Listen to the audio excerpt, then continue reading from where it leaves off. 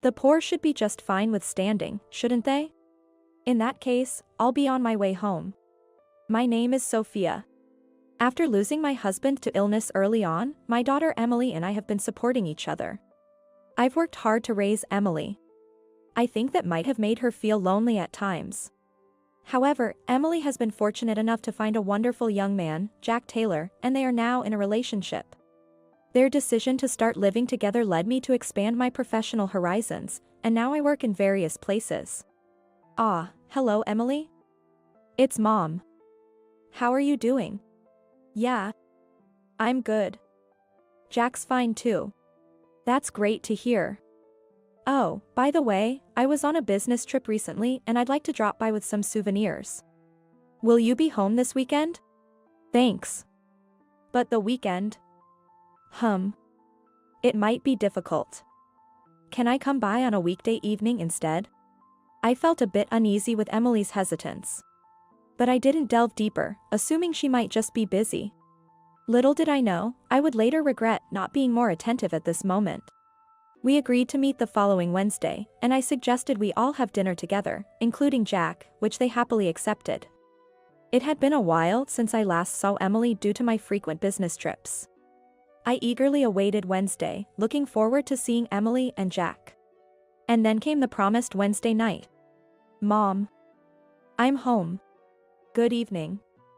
Thank you for having me over as well. Good evening. Welcome, both of you. Dinner is ready. Emily's hair had grown longer since I last saw her, and Jack's was shorter. It's remarkable how much a change in hairstyle can alter someone's appearance. Regardless, it was reassuring to see them both looking well. I quickly warmed up the dinner I had prepared and set the table. They offered to help, but considering the hour's drive to my place, I figured they must be tired and declined their offer. Meals that I often have alone felt more enjoyable with the three of us around the table. Indeed, cooking for loved ones is always a joy. How have things been lately? Are you two enjoying yourselves?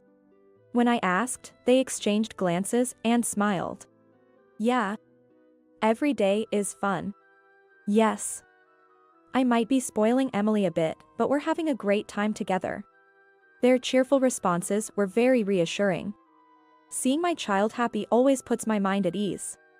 As we talked about work and recent happenings at home, I felt truly content. Emily, always so dependable, and Jack, kind and cheerful. Jack might be a bit whipped, but perhaps that's just the right balance. My only wish is for Emily, who lost her father early and experienced loneliness, to find happiness. The day we reunited flew by, and before midnight, they headed back home. Sometime later, I received a call from Emily. Hello, Emily? What's the matter? Mom, well, no, it's nothing. Emily, clearly troubled, was about to hang up. But I couldn't let it go. Wait, Emily. Something's up, right? I'm here to listen, so please talk to me. Mom, yeah. Thank you. Can I come over next weekend? Of course. I'll be waiting for you. We ended the call, and I anxiously awaited the weekend. I was tempted to call her several times out of concern, but I guessed she must have wanted to talk in person, hence her request to visit. I found myself waiting for the weekend nonetheless. When the weekend came and Emily arrived, I made some coffee and handed it to her. However, Emily just stared at the coffee without taking a sip. Sensing she was deep in thought, I decided to break the silence. Emily, are you okay? Startled by my voice, Emily managed a wry smile. Before reluctantly beginning to speak. I don't want Jack to know, but it seems like Jack's mom doesn't like me. She told me to break up with him. What? I had never met Jack's mother in person, she was only ever mentioned in conversations, so I had no idea what she was like. But if she went as far as to demand a breakup, there must be something serious. Did you ask her why? Well, please don't be shocked, Mom.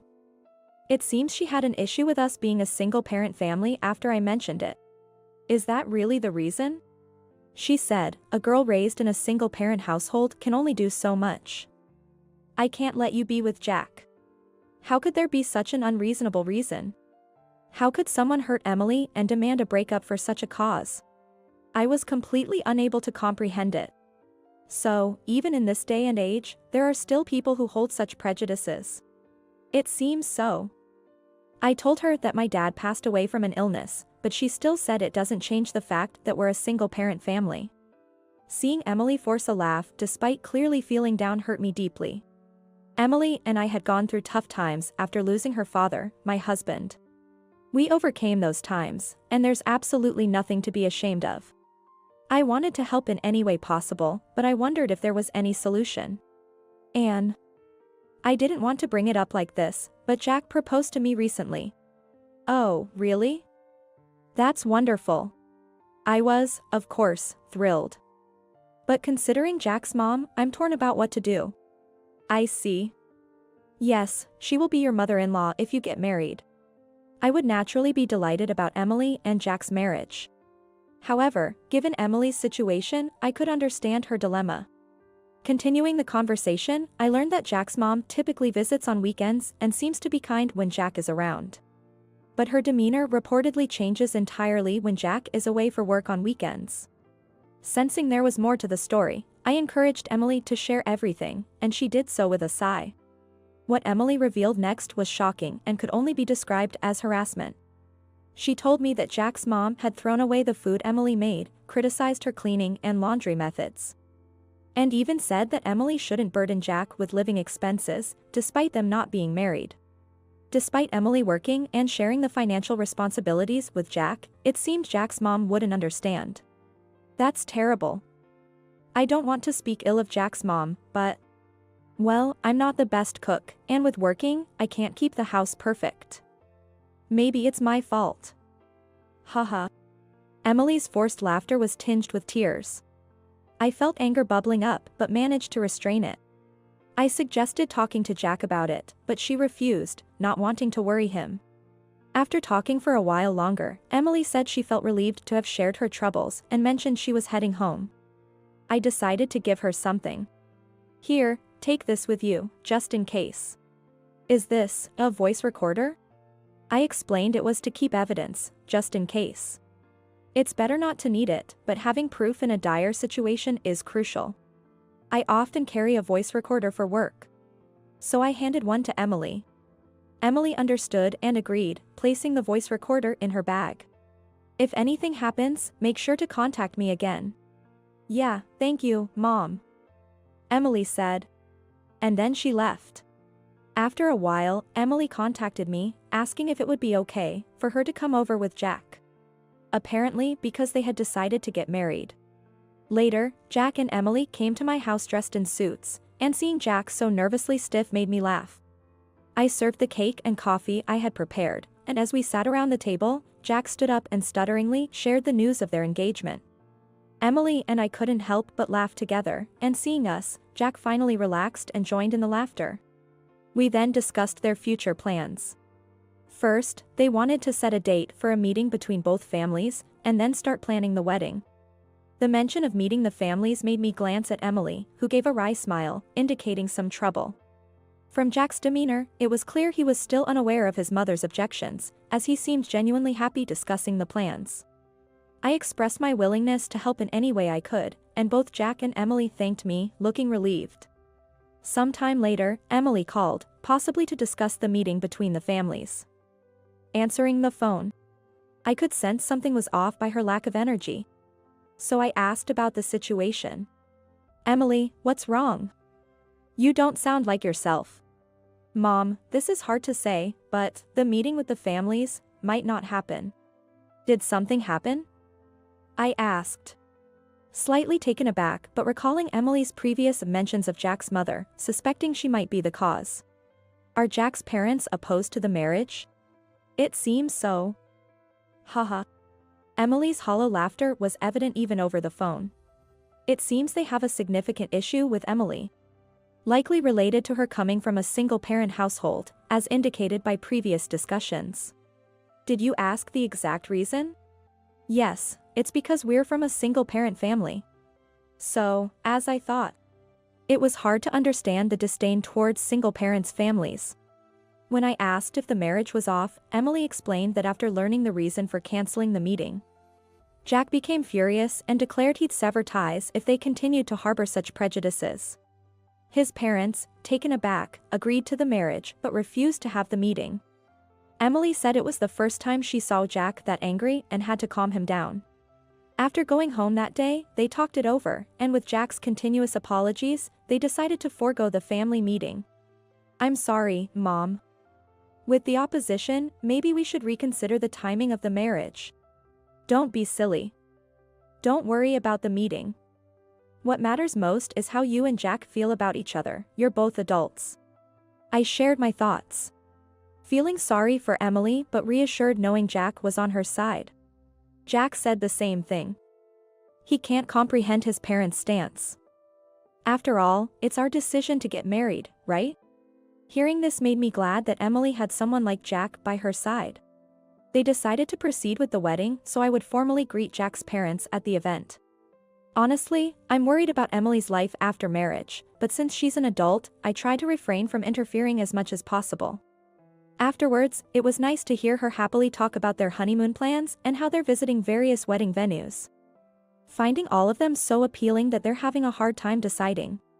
The next day, I received an unusual call from Jack. "Hello, Jack? What's up?" "Mother.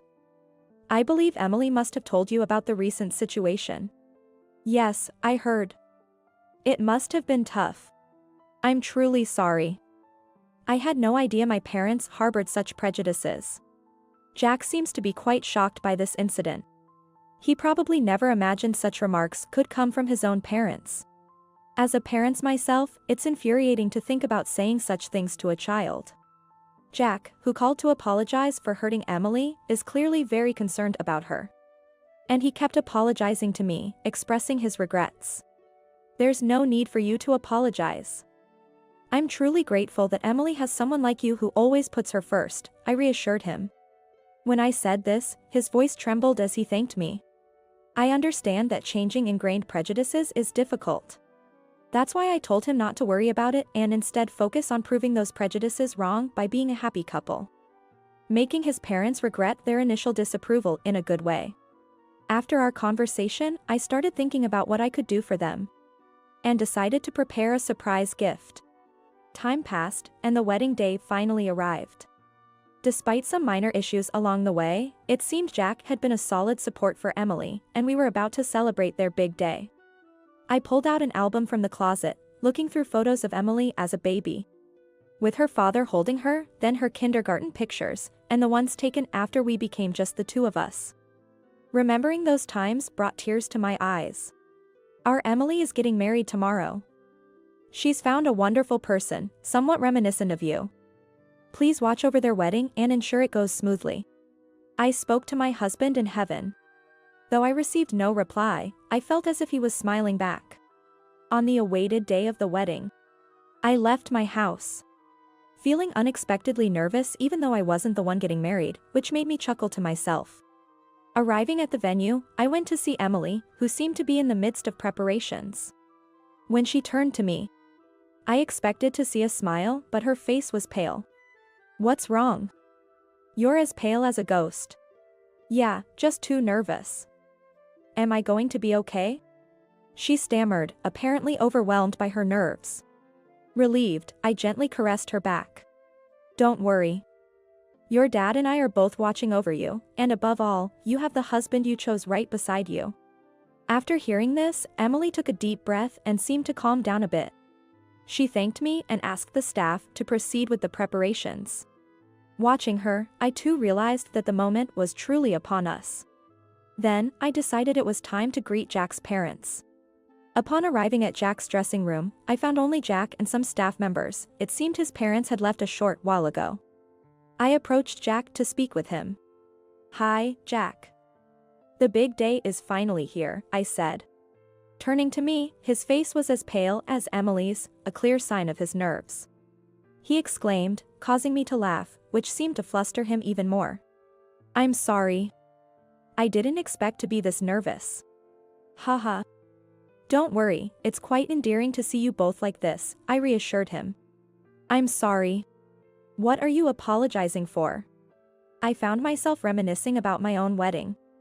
Certainly, my husband and I were also very nervous on our wedding day, both of us stiff with tension. And the staff had to work hard to calm us down. It's quite endearing to think that, in some ways, they resemble us. After greeting Jack, I set out to find his parents, but couldn't locate them before the ceremony started. I decided to wait for an opportunity during the reception to offer my greetings. As the ceremony began, I walked down the aisle with Emily, a role her father would have filled. The emotion of the moment was overwhelming, bringing tears to my eyes. In front of all the guests, I handed Emily's hand to Jack. Watching them exchange smiles filled me with a mix of joy and a touch of sadness. After the ceremony, as we moved to the reception area, I managed to find Jack's father. "Excuse me, are you Mr. Taylor, Jack's father?" "Yes, and you are," he inquired. "I'm Emily's mother." "I apologize for the late introduction. Congratulations on today. Please take good care of Emily from now on," I said, extending my wishes and hopes for their future together. When I offered my greeting, there was a moment of silence. Just as I was wondering what was going on, an unpleasant reply came back. I see. So you're the bride's mother, huh?" Looking up, I could clearly see a look of disgust on Jack's father's face, and I couldn't help but think, I knew it. "Well, nice to meet you." Deciding it was best to minimize interaction, I quickly excused myself after the greeting. Jack's mother, who I had heard about from her, was not present, so I hadn't met her yet, but I decided to look for another opportunity later. Could it be Sophia? On my way to the reception, a man stopped me. "Yes, that's me, but..." His face brightened immediately as I spoke. "Of course. It's me. Don't you remember? I'm Michael Johnson." "Michael? Of course, I remember you. But why are you here?" I had met Michael Johnson once before through work and remembered him as a very responsible young man despite his youth. "I'm the groom's cousin." "Are you by any chance related to the bride?" "I see. Yes, the bride, Emily, is my daughter." "Thank you for coming today." "Ah, I see. Congratulations. I never expected to meet you here." I chatted with Michael for a bit before we continued to the reception hall. Upon entering, Michael and I parted ways, and I looked for my seat. However, my name was nowhere to be found. When I asked a staff member, they were surprised and hurriedly left the hall, saying they would check immediately. Noticing this, Jack's father approached me with a smirk. "Is there a problem?" "Well, I can't find my seat." He burst into laughter at my response. His laughter was so irritating, and he loudly said so that others could hear. "Poor people can just stand, right?" "Excuse me?" His unexpected words made me ask again. "Do you think a poor single mother deserves a seat? You're just here for a free meal, aren't you?" "What did you just say? You can't even understand that? You're hopeless. Get out of here now." His extremely unpleasant words made it impossible for me to hide my anger. A mother who hurt Emily, and a father who looks down on single mothers. It's a wonder how a good person like Jack could come from such parents. "Then, I'll be leaving." "Well, at least you're obedient." "Can't talk back because it's true, huh?" Ignoring his remarks, I left the reception hall. However, I had been looking forward to Emily and Jack's wedding, so I was internally struggling with what to do. After stepping out of the hall, I thought I should at least explain the situation to Emily and Jack if I were to leave. It's their important wedding day. Telling them would only make Emily upset, and Jack would likely feel guilty and apologize. It's supposed to be a day filled with happiness, but is it right to bring in such adult problems? Maybe it would be best if I just endured it. I was at a loss. Then, Michael appeared. "Sophia, are you all right?" "I saw everything. I'm sorry I couldn't help." "There's no need for you to apologize, Michael. Thank you for your concern." Then, Michael made a suggestion. "There's no need for you to leave, Sophia." "I have a good idea," Michael said with a smile. After calling over a staff member and explaining the situation, they happily agreed to Michael's suggestion. "Michael, thank you so much. Don't mention it. It's clearly the groom's father who is at fault here." I expressed my gratitude to Michael again and was led by the staff to a certain location. On the way, I stopped by the restroom, where I encountered someone. Could it be Sophia? Yes, that's me, but who might you be? I'm a huge fan of yours. I'm thrilled to meet you here. I rarely appear in the media, having only been featured in a magazine once, so this person must be quite a fan to recognize me. Well, oh, I'm the groom's mother. Meeting you here has made this the best day ever. To my surprise, it was Jack's mother. Unlike the impression I had from Emily, she was very energetic. I see. Congratulations on this special day. Thank you so much. Could we possibly shake hands? Huh? I found myself being asked for a handshake. I agreed to the handshake and quickly made my way to the restroom. I never expected to meet her in such a manner. And it was surprising that she knew who I was. The staff led me to a location on the second floor of the reception hall. It's usually not used, but due to the circumstances, Michael had arranged for this seating. From this seat, I could oversee the entire reception and even see Emily and Jack in all their glory. It seemed that the guests on the first floor hadn't noticed me, and I could clearly see Jack's father. After a while, the energetic Jack's mother took her seat, and it appeared she was telling Jack's father about our earlier conversation. As I watched them with a sigh, the hall dimmed, and the reception began under the host's guidance. Seeing Emily and Jack enter made me tear up, they looked so beautiful. I wondered how she had grown up so fast. I'll never forget the sight of them walking shyly while surrounded by blessings. At one point, Emily and Jack looked up and smiled at me. Having heard that I was there, I waved back, taking several photos of them with my phone. Then came the time for reading letters of gratitude to the parents. Jack's parents were grinning as they watched Emily. But when they noticed me stepping onto the stage, Jack's father grimaced, and Jack's mother turned pale. Pointing at me, she trembled and stammered, "What?" I gave my speech and had Emily read her letter.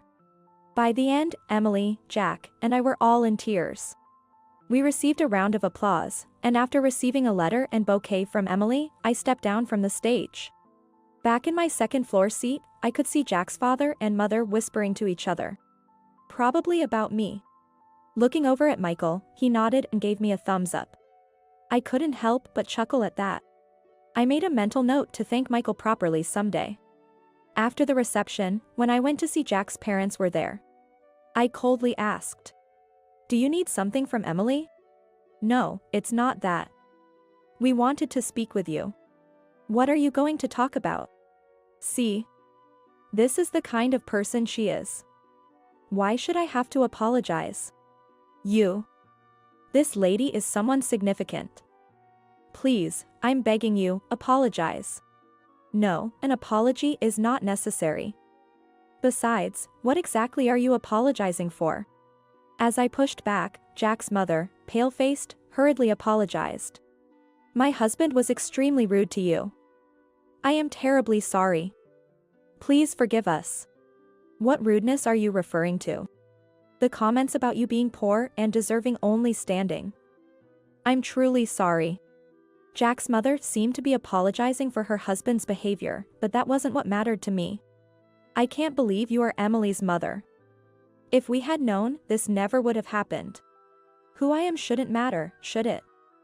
Besides, it was you who refused the meeting." "Well, that's..." As I brought up the issue of the meeting, Jack's mother fell silent.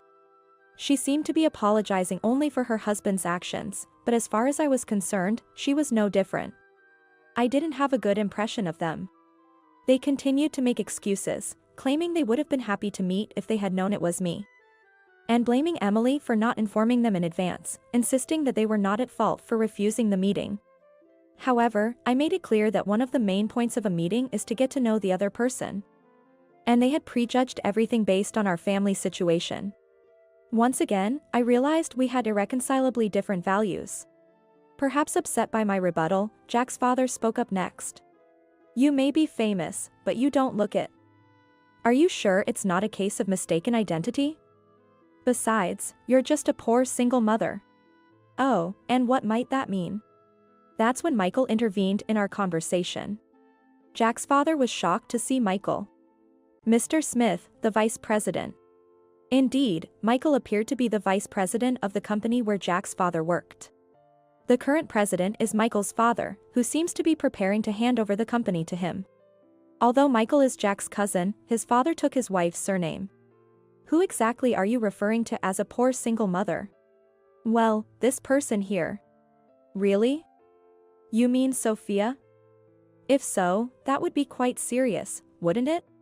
Serious? It seems, Keith, you're unaware of who Sophia is. She is a world-renowned painter. I heard that from my wife, but she's just a painter, right? Still poor, nonetheless. Ignorance is truly frightening.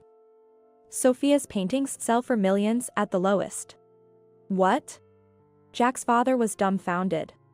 Meanwhile, Jack's mother shrank in size, unable to hide her turmoil. Seeing this made me sigh again. I work as a painter, sometimes creating on my own initiative and sometimes taking commissions. Many people appreciate my work and purchase it at high prices. Michael is one of those connections, with his parents being frequent buyers of my paintings.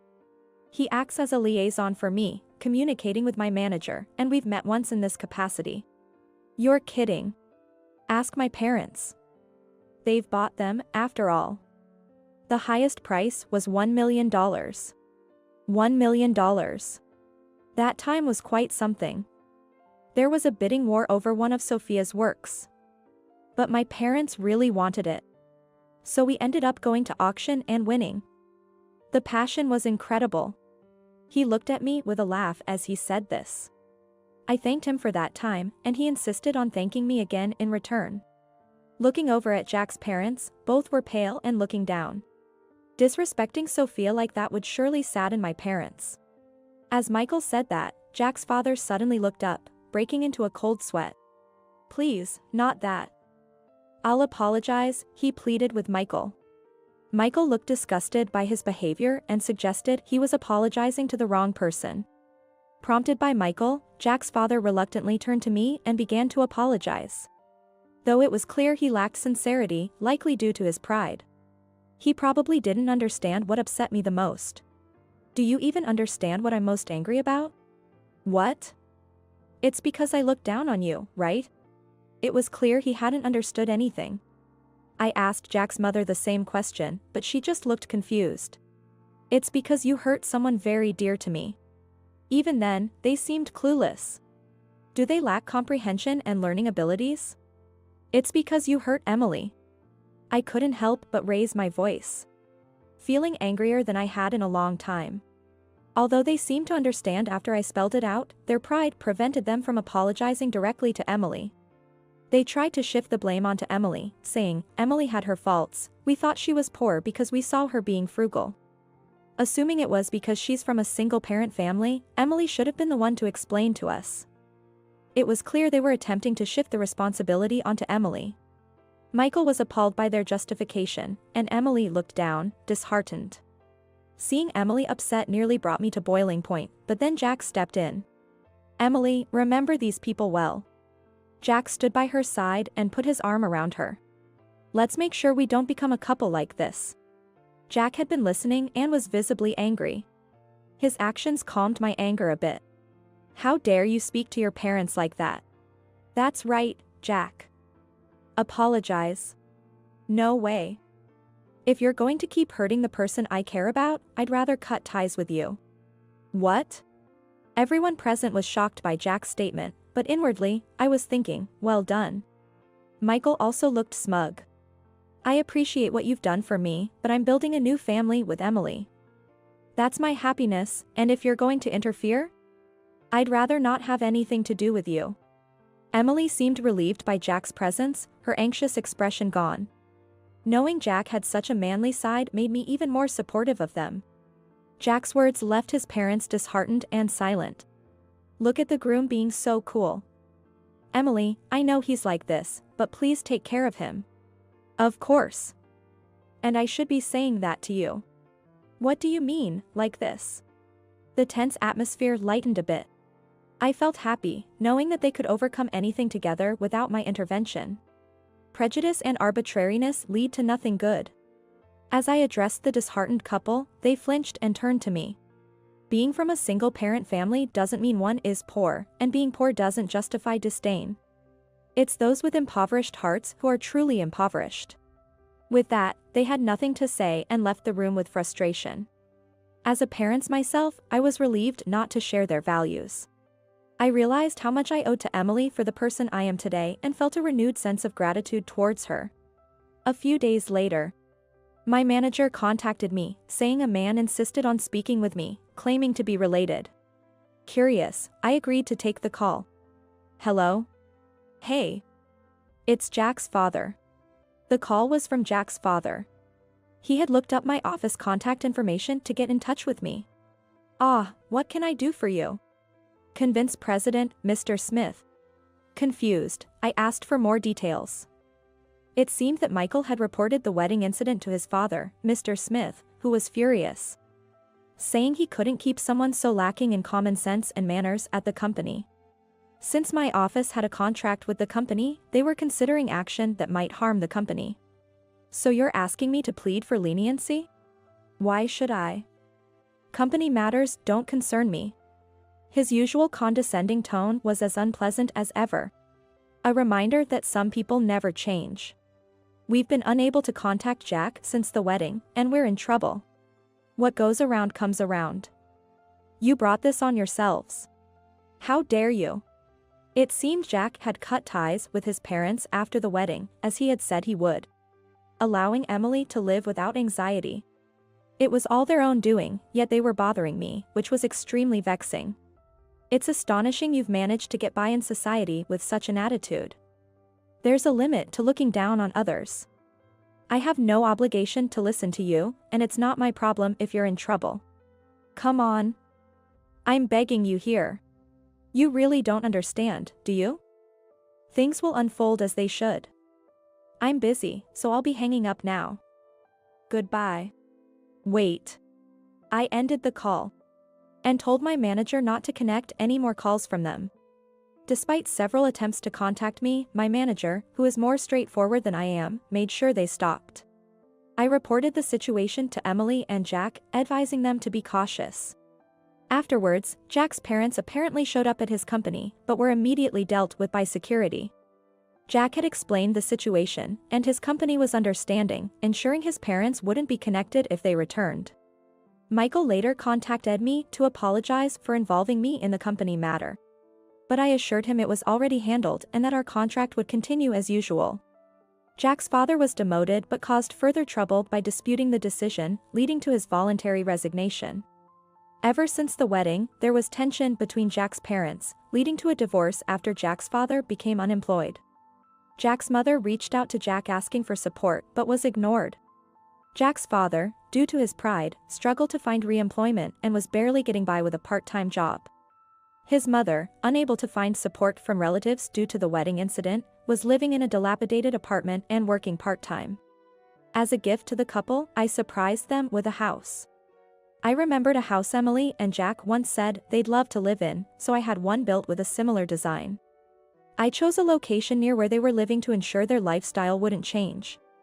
They were overjoyed, even suggesting I live with them in my later years. I talked to my husband in heaven that they seemed very happy, and placed a photo of the three of us. There's also the joyful anticipation of a grandchild next year, adding to my future pleasures.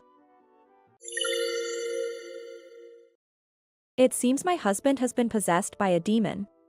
I am going to give this house to Emily.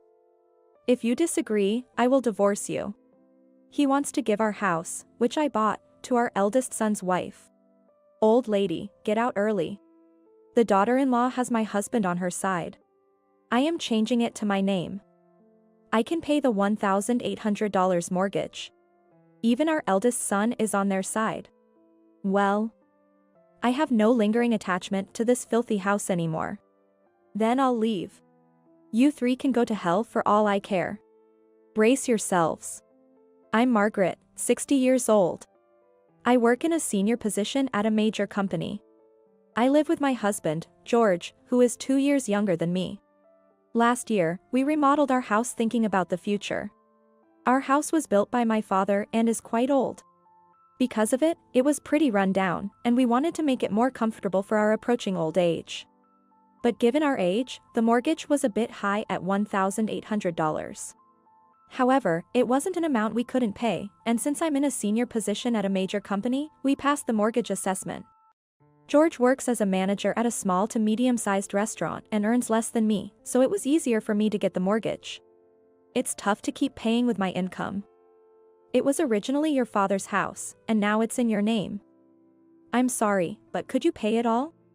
In exchange, I'll contribute more to our living expenses. We discussed and decided to remodel.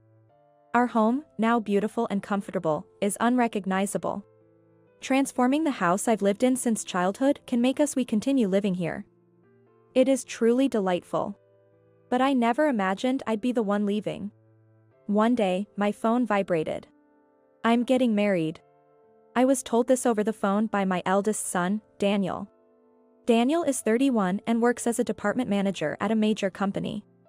Ever since he was young, our eldest son has been diligent, dedicating himself to his studies and club activities. He's been incredibly passionate about his work even after becoming an adult. Because of this, I've never heard any rumors about him. A woman whom Daniel is considering for marriage. Truly intriguing. I wonder what kind of woman she is. Since Daniel likes her, she must be wonderful. But, what if she's exploiting Daniel's limited love experience for something sinister? With my son bringing home a woman for the first time, I was both excited and anxious. Then the day of the introduction came. A woman with brown hair wearing a white chiffon dress, embodying purity, arrived. I'm Emily. Nice to meet you. She was very well-mannered and clean, making a great first impression. Pleased to meet you, father, mother. She said with a bright smile, showing her beautiful white teeth. I can entrust Daniel to this person. As I thought this, it seemed George felt the same, as he was all smiles. She seems like a good girl. As George softly murmured this, the woman clasped his hand, looked him in the eyes, and said, I'm so happy to hear you say that, George. Let's get along well. What? What is this girl doing? I was taken aback by her closeness and instinctively drew back. Daniel was also surprised. But George seemed pleased. Although I wasn't jealous, I wasn't exactly feeling great about it. What are you doing? I considered about Daniel's feeling and approached her. She immediately apologized in a flustered manner. I'm so sorry. It's our first meeting, and my apologies. And quickly let go of George's hand. I often hear that I don't quite get personal boundaries right. I don't mean any harm by it, it just happens. I'm truly sorry. She didn't seem like a bad person. Still, given the good first impression, her earlier behavior was surprising. But Daniel was totally smitten with her. Despite her earlier actions, he said, yeah. Emily might not get personal space, but I think that's one of her good points. I'm shy around women and not very sociable, but because she approached me like that, I was able to date her and now we're even considering marriage. It's surprising how much Daniel has changed because of Emily's actions. Please take good care of Daniel. Despite my thoughts, she must be a good person. I approved of their marriage. Things moved swiftly, and a few weeks later, they were officially married. I truly wished for their happiness. Half a year after their marriage, one day. I'm home, huh? When I returned from work, I noticed women's shoes at the entrance. Going into the living room, there was Emily. Oh. Mother-in-law. Welcome back. Looking at the table, there were empty cans and bottles of alcohol everywhere. It seemed they had been drinking together. Well, what's this? I wondered why they were having a drinking party without Daniel. Curious, I asked. Well, when I was about to leave work, I bumped into Emily by chance. She said she wanted to get closer to me, so we decided to have a drink. But it's just before payday, so you're probably short on cash, right? That's why I invited her to drink at our place. Why are they drinking at our place? It would have been better if Daniel was also here, and although I didn't want to intrude on the newlyweds, they could have drunk at Daniel and Emily's place. I said this while tilting my head. It could have been at our place too, but this house is so beautiful, isn't it? And right now, our place is a bit messy. Her speech was slurred. I was surprised by her casual way of speaking since she usually speaks so properly, but it must be the alcohol talking. Still, why were they drinking together? Why didn't you invite Daniel? I think it's a little out of the ordinary for a wife to come to her in-laws' house alone, and that too for a drink, even though they are newlyweds. Ever since I saw them, I've been looking for Daniel. Dan is, swamped with work right now, tons of overtime and all. So, I've been feeling super lonely, just so lonely. Emily started crying as she said that. There, it's not your fault, Emily, the bad one here is Daniel for neglecting you, especially since you're newlyweds. George began to comfort her by patting her head as he said this. Oh. George. What is this scene? It's unsettling. Hey. George. Emily is your daughter-in-law. It's not right towards Daniel, and you shouldn't do this. I scolded George for his excessive behavior. Then. No. Don't get mad at him. Emily defended George. Huh? I was so bewildered that I blurted it out without thinking. I had a lot I wanted to say, but I was too tired from work and found everything too bothersome. I'm going to take a bath. Please clean up afterwards. I sighed and escaped to the bathroom as if fleeing the scene. Then I called Daniel to explain the situation. He interrupted his work and said he would come to pick her up right away. Emily might seem odd to me, but considering he would come despite being busy, Daniel must really love her. However, their married life might be somewhat challenging. I might become the unpleasant mother-in-law, but I decided to give Daniel some advice about their future life together once he arrived. I was lost in thought while soaking in the bath, so quite some time had passed. Feeling a bit lightheaded, I went to the living room. I expected to see Daniel had come to pick up Emily, but, despite having driven here, for some reason, he was drinking. Daniel, you drove here, right? And you drank. When I asked, Daniel responded cheerily, as if he were tipsy. Well, Emily insisted I have a drink, so just like that, we decided to stay over tonight. I was happy that my son would stay over. But, unfortunately, it also meant his wife, who had made a very poor impression, would stay as well. And quite suddenly at that. Oh. I was honestly perplexed. But Daniel had already drunk. Look. I can drive you guys home. I didn't want Emily to stay over. Feeling tired, I still suggested driving them to their place. However. No. That wouldn't be right. You must be tired too, right? How about you join us for a drink instead? Daniel said with an easygoing smile. I couldn't say anything more. What? At that moment, I felt something was off. Emily suddenly smirked, but it seemed to carry a hint of malice. It was as if she was laughing at my bewildered state. It's just my imagination, right? I tried to convince myself it was just a misunderstanding, but in reality, her incredibly dangerous plan had already begun. The next day, Emily apologized numerous times for her blunder. I'm truly sorry.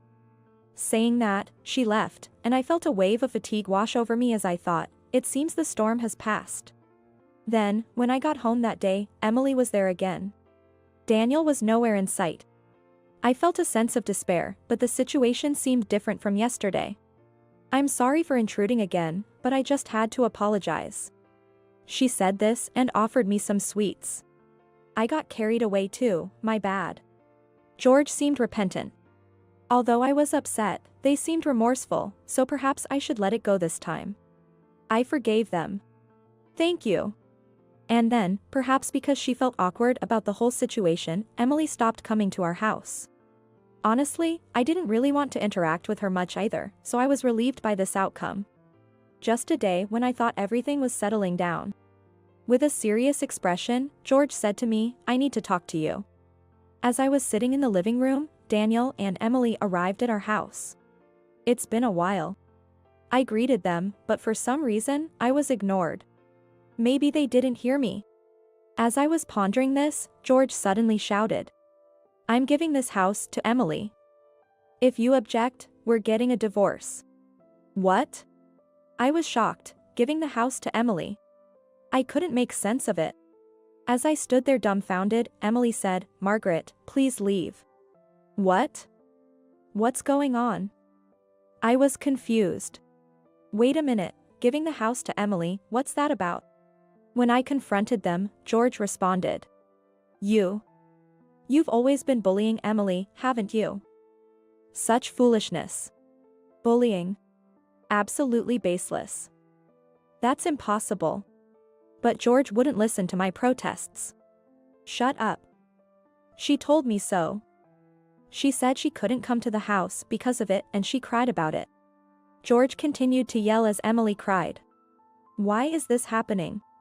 Then Daniel, as if to join in, also lost his temper. I can't believe you'd do such a thing, Mom. That's really messed up. The more I denied it, the angrier they got, and Emily's tears kept flowing. That's why I'm divorcing you. Get out now. I'm going to live here with them. Why do I have to give my house to Emily in the first place? When I asked George the reason, he said, because Emily was deeply hurt. Normally, we should demand compensation, but I thought of a better way. Taking this precious house from you and giving it to Emily. That way, you'd suffer the appropriate damage, right? Why do I have to be punished when I haven't done anything? Especially since Emily quit her job to get married, there's no way she can afford an $1,800 mortgage. When I pointed that out, no worries. We'll change the title to Daniel's name.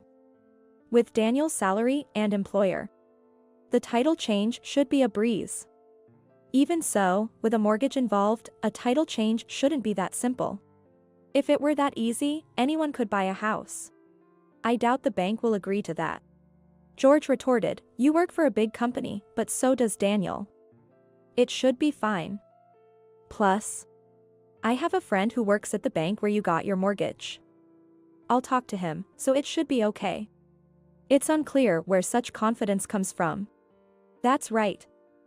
An $1,800 mortgage is nothing. Encouraged by George's words, Daniel was overly confident. It's seriously turning into a situation where I have to hand over my house. I've said it multiple times, but I haven't bullied anyone. So, I absolutely won't hand over the house. When I objected, the two of them got angry again. This is just too bothersome. As I was feeling fed up, Emily, who had been crying all along, spoke up. Margaret, for the sake of our child, please. Emily pleaded while rubbing her belly. Could it be? Mom. Emily is pregnant. If she remains mentally unstable, it might lead to a miscarriage. So, please, just give in. They're telling me about the pregnancy now. Certainly, stress is the last thing you need during pregnancy. But to be accused of something I didn't do and to hand over the house because of that. I felt endlessly frustrated. Could you leave me alone for a bit? I left the room and went to the bedroom. Bullying, what? Have I unconsciously done something terrible to Emily? As I lay on the bed pondering, I noticed something. What's this? There were brown hairs on the bed. George and I both have black hair. It's impossible for there to be brown hairs. Wait, does this mean there was infidelity? Following the earlier dispute, I discovered such a terrible truth as well. My mind was on the verge of exploding. I just can't make sense of anything anymore. Overwhelmed, I ended up crying myself to sleep. When I woke up, it was night. As I was about to enter the living room, I heard voices. It seemed Daniel and Emily hadn't left. I wish I could have had a drink too. You can't, Emily, you're pregnant. George and Emily were getting lively. I had no opportunity to join in. Emily's mysterious accusation had left me feeling down. As I stayed out of the living room, suddenly I heard sounds that seemed like smooching. Emily. I love you. Stop it, George. What if Daniel and your wife find out this? What? What are they doing? What on earth is happening? It's fine, he's passed out drunk. And she's been in her room this whole time, she's probably asleep by now. Sulking in bed, huh? That's bad. The brown hair was likely Emily's. Disgusting. What were they doing on the bed where I had just been sleeping? I feel nauseous. They're probably planning to have a good time with Emily behind Daniel's back after kicking me out. My house used for their affair. Fine, I'll get rid of this repulsive house. But remember this. The next morning, I pretended as if I had slept in my bedroom and appeared before the three of them as if nothing had happened. In reality, I didn't want to sleep in that bed anymore and was too shocked to sleep at all. Are you finally going to hand over the house? When I said, I've decided to give up the house, everyone's faces lit up with smiles. Great. Then let's go change the title. I should pass the loan assessment easily. Daniel was visibly excited. He probably doesn't know anything. I felt sad, but I decided not to enlighten a son who completely disregards his mother's words and he is under his wife's thumb. Not yet, anyway. Then followed days filled with the hustle and bustle of divorce proceedings and title changes. It was tough, but somehow the title change was completed. This is no longer your house. George taunted me. Get out already, old lady. Emily whispered in my ear. I was infuriated. But I was going to leave anyway. Letting go of the house I had lived in since birth. It was sad, but it had also been tainted by infidelity. I had no more attachment to it. And from here on, I would stir up trouble for these three odd characters. Just wait and see. About a month after I left. I'm finally ready. I visited my former home. When I rang the doorbell, George is furious despite it being a long time. He snapped, "What does a stranger want? I have something to talk about." "Won't you let me in?" I asserted strongly. "Why should I let you into my house?" George was adamant about not letting me in. "It's something very important. For Emily too." Something important for Emily? Mentioning her name got me smoothly admitted into the house. Honestly, I didn't even want to say her name, it felt so repugnant. But I knew George was weak for her, so I used her name. "A stranger has come." Stranger? Sure, I might technically be a stranger after the divorce, but that's no way to speak. George's attitude irked me. "What do you want now?" The three of them were on high alert.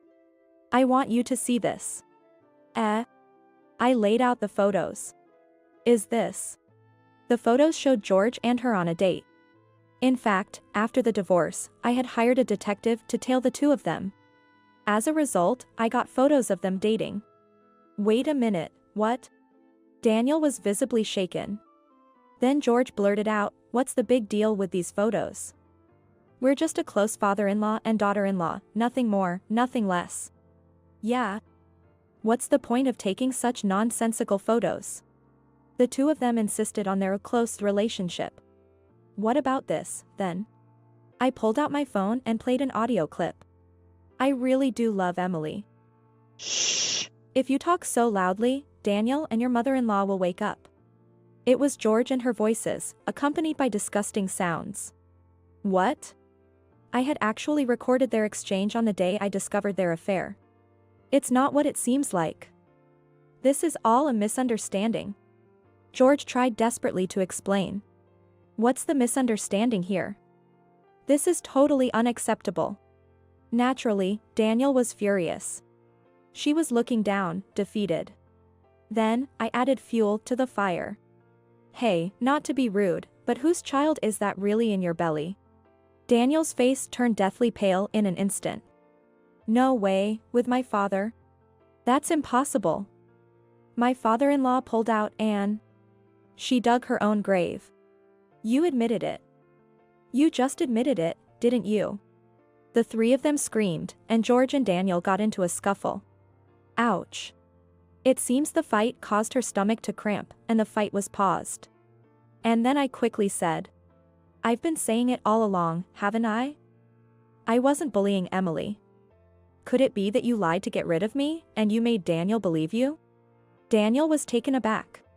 "You're kidding, what's that about? That's the worst. I can't believe I trusted you and not my mom." Daniel, regretting that he had listened to the wicked woman and hadn't believed me. "Now that we know this much, just tell us everything." Daniel yelled at the two of them.